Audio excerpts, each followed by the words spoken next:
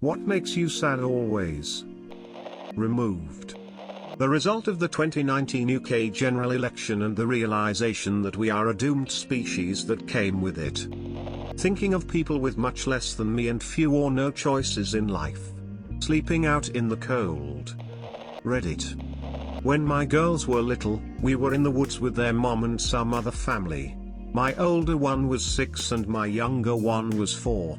Me and my older daughter started crossing a creek, mostly stepping on stones. I was holding her hand, but sometimes we had to get into the water. At some point, my younger daughter started calling from the bank, "Wait for me, Daddy. Wait for me." She wasn't crying or upset or anything, she had just been hanging out on the bank with the other family members, but for some reason it made me immensely sad and guilty, and I still can tear up whenever I think about it. I don't even understand exactly why it strikes me like that, other than maybe I thought maybe she thought that I only wanted to go with her older sister, which was not true. So of course I went back and got her as well, and the three of us made our way over to the other side of the creek. It's a very small and insignificant thing, I know, but I can't help it. And it's not like I think about it often, but when I do it never fails to make me sad. I asked her about it one day not too long ago. She's almost 16 and my older daughter is almost 18, and she doesn't even remember it, lol. When you text something into a group chat and everybody ignores you. That song Unchained Melody. My life. Well, my mom was 35 when I was born, and the average life of a person in my country is 67, and that always makes me very sad. Watching the hard-fought gains of the civil rights movement get dismantled by white supremacists in power. Going back and listening to old songs I used to listen to a lot, always makes me feel weird, but not entirely sad. Remembering that it's been 1,000 days since Bayonetta 3 got announced and we still don't have a proper trailer for the game. No, there are more people in slavery today than any other point in history. Thinking my mom never made it to 39. I'm 38.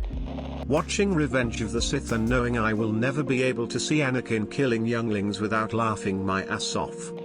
Mainly seeing my mom sad/being trash at a game I love makes me very FKN sad and angry. I live in a third world Islamic country.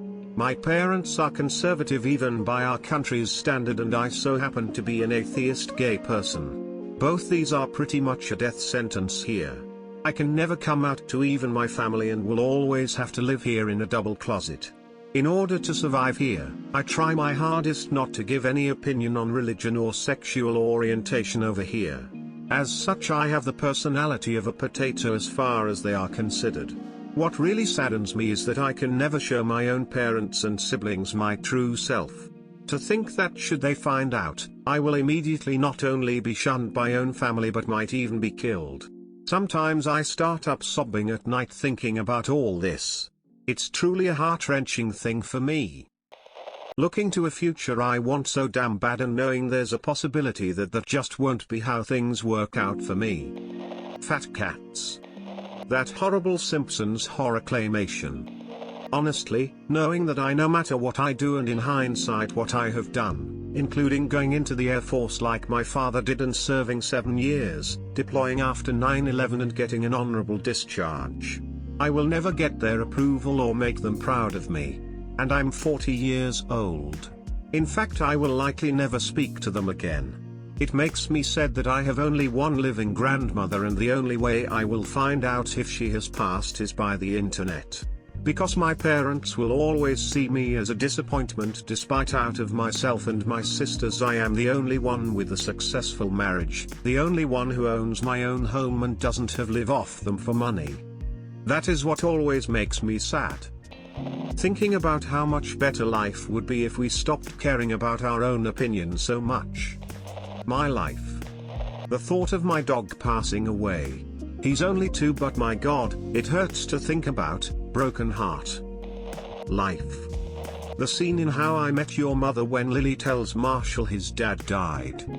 The climate crisis. Seeing a dog chained up. I'm always a little sad, and that's okay. Sometimes it turns into a big sad and I need a little help. and that's okay too. Waking up. Deleted.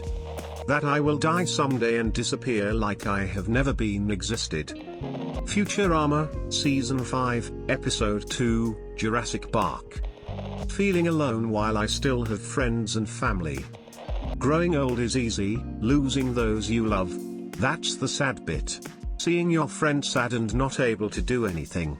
Spending time with a girl, she knows you love her. You have no idea how she feels, but it's hurt more not having her in your life, so you keep quiet and just be there when she needs you. Watching your dog gets old and slowly unable to walk.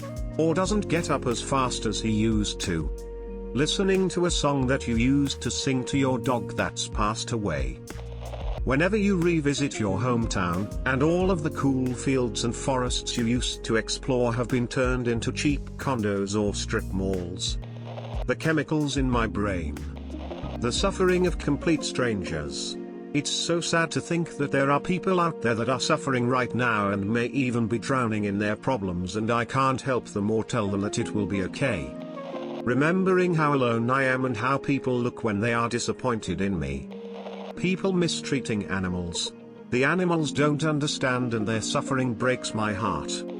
I've had people in my life that I mistreated, but I never got to say I'm sorry to because they've passed away.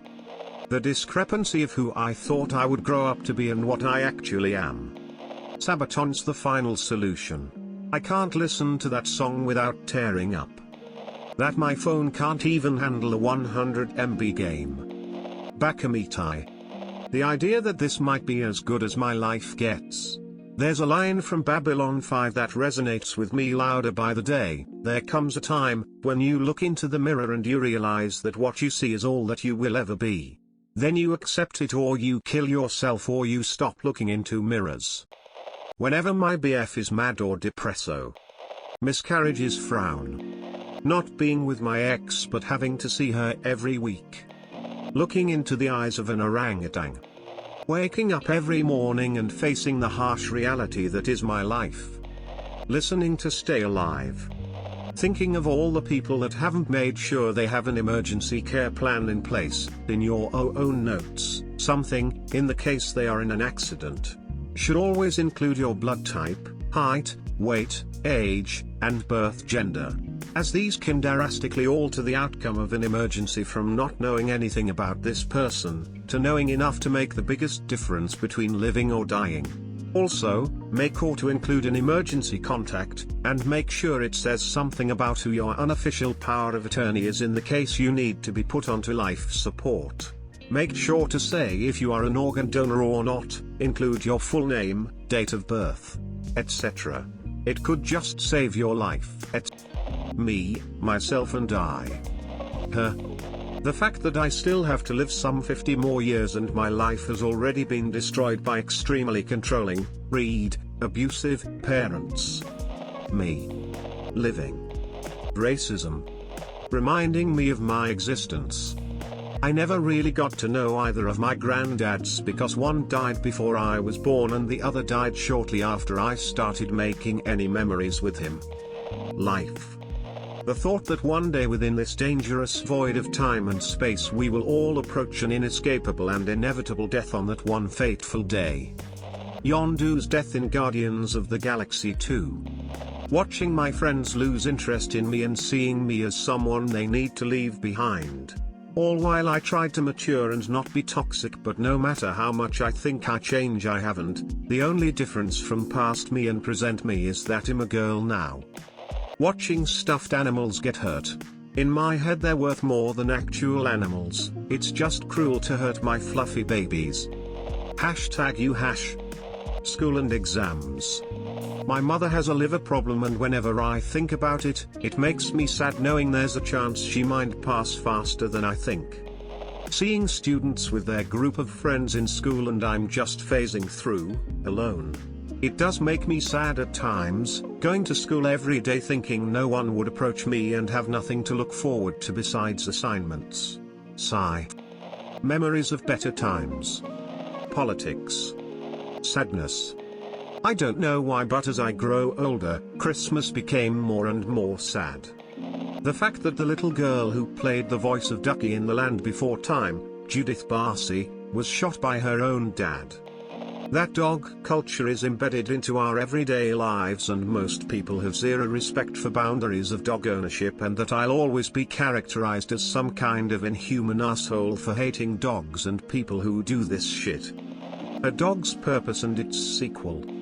Not Penny's Boat.